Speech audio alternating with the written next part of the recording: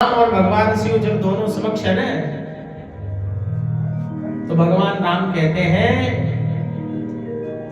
कि हे प्रभु, आपकी ऐसी कोई याद हो जो मुझे दे दो तो मैं आपको याद करता रहूं। तब भगवान शिव ने अपना त्रिशूल राम जी को दे दिया। क्या दे दिया? त्रिशूल। तो जो राम के भक्त होते हैं, जिनको हम कहते हैं संप्रदाय होता है अलग अलग, जैसे रामानंदी संप्रदाय होता है, जैसे हम भी रामानंदी संप्रदाय में ही हैं। तो रामानंदी संप्रदाय वाले त्रिशूल जैसा तिलक लगाते हैं महाराज, दो ऐसे बीच में एक डंडा, त्रिशूल हो गया। और जो शिव भक्त होते हैं तो शिव जी को भगवान श्री राम ने अपना धनुष दे दिया। जो शिव के भक्त होते हैं वो धनुष के आकार का तिलक लगाते हैं महाराज। तो इसलिए भगवान कहते हैं कि संत महापुरुषों के सानिध्य में जब हम त्रिपुंड धारण करके या तिलक लगाकर जाते हैं ना, तो ज्ञानी पुरुष हमें बैठते ही ये नहीं कहता कि आप कौन से संप्रदाय से हो, तिलक से ही पहचान हो जाती है। तिलक से ही पहचान हो जाती है कि ये इस संप्रदाय से है। पर कहते हैं सारे संप्रदाय हमारे हैं, क्योंकि हमारा जन्म एक पवित्र भूमि पर हुआ है महाराज। अगर भगवान चाहता तो हमारे को अमेरिका, लंदन, यूरोप पता नहीं कहां पैदा कर देता। क्यों? तो बताओ वहां कैसे राम राम करते हैं? तो वहां तो अंग्रेजी में तो हाउ हाउ करते, हाउ हाउ। क्यों? तो कम से कम भगवान ने भारत की भूमि में जन्म दिया है महाराज। क्यों? और भारत की भूमि में जन्म लेकर, और भारत की ऐसी भूमि जहां जगत पिता का एकमात्र मंदिर है, जगत पिता का एकमात्र मंदिर है, ऐसी भूमि पर हमारा जन्म हुआ है। तो बताओ हम धन्य हैं कि नहीं है? हम बड़े धन्य हैं। लोग यहाँ से 1000 किलोमीटर जो दूर बैठा है ना, वो ये सोचता है मैं कब पुष्कर जाऊं, मैं कब स्नान करूं। क्यों? 1000 किलोमीटर दूर बैठा है जो भी विचार करता है। पर जो यहाँ बैठे हैं ना, वो कभी मन में सोचते नहीं कि मैं कब पुष्कर जाके स्नान करूं। क्योंकि दिए के नीचे हमेशा अंधेरा रहता है महाराज। दिया संसार को प्रकाशित कर सकता है, पर खुद के नीचे तो अंधेरा ही रहेगा। इसलिए पुष्कर चाहे कितना ही नजदीक है हमारे, अब जैसे कल परसों एकादशी आएगी, अब कौन जाए नहाने भाई, अब क्या करें, घर पे नहाओ।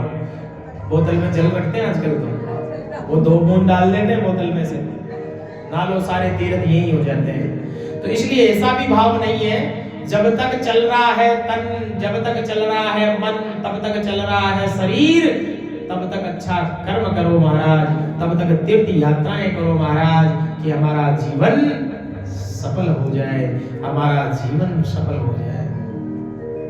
और जीवन को सफल करने के लिए तो हम सब ये आयोजन करते हैं, नहीं तो हमें आयोजन करने की आवश्यकता क्या है महाराज? घर घर में रामचरितमानस है, पढ़ो, आप घर पे ही पढ़ो ना। घर घर में सुंदरकांड है, घर में बैठ के पढ़ो ना। पर नहीं महाराज, पढ़ना एक अलग है कि व्यासाय व्यास रूपाय, व्यास रूपाय विष्णवे, विष्णवे व्यास रूपाय वासिष्ठाय नमो नमः। व्यास क्या है? जो छोटे शब्द को बड़ा कर दे, बड़े को छोटा कर दे, उसी को व्यास कहते हैं। नहीं तो व्यास कोई बन जाएगा, कोई बैठ जाएगा।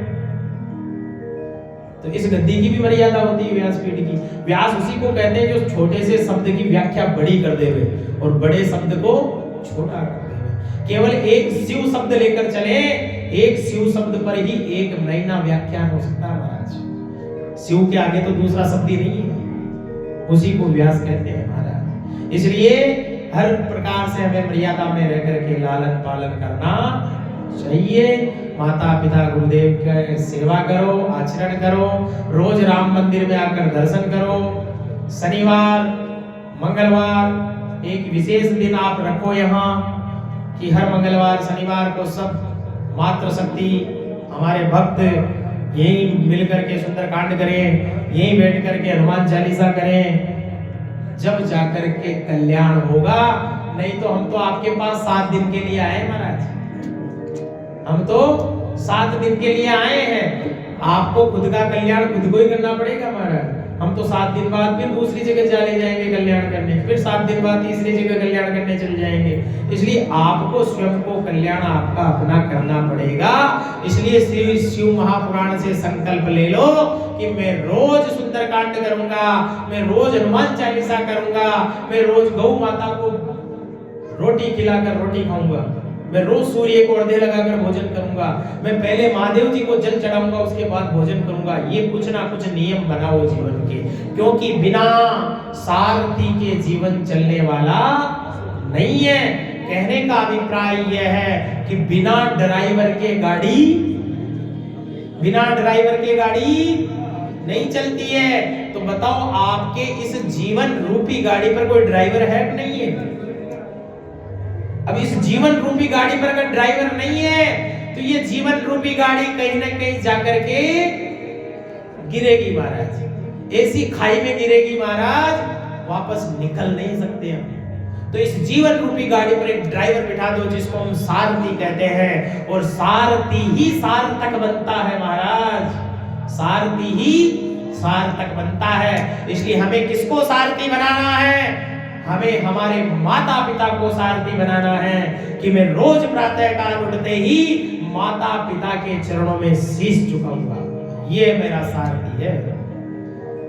माताएं हैं, बहुएं हैं, बहुओं को कहना चाहूं कि वो अपने सासू ससुर के चरणों में शीश झुकाए, कि वही उनके माता पिता है। ऐसा नियम धारण कर लो, क्योंकि बिना नियम के चलोगे तो चालान कटवाना पड़ेगा। बिना नियम के चलोगे ना, चालान कटाना पड़ेगा। अरे भाई रोड पे चलते हो ना, रोड पे तो घर से हेलमेट लगा के चलना पड़ता है, क्योंकि सबको पता है अगर नहीं लगा के गया सीताराम होगा। गाड़ी में जाओगे तो बेल्ट लगा के जाना पड़ेगा, नहीं गए सीताराम। बत्ती हो गई नहीं रुके सीताराम। जब रोड पे चलने का नियम है तो क्या इस संसार में इस जीवन रूपी गाड़ी चलाने का कोई नियम नहीं है? इस जीवन रूपी गाड़ी का भी कोई ना कोई नियम होना चाहिए।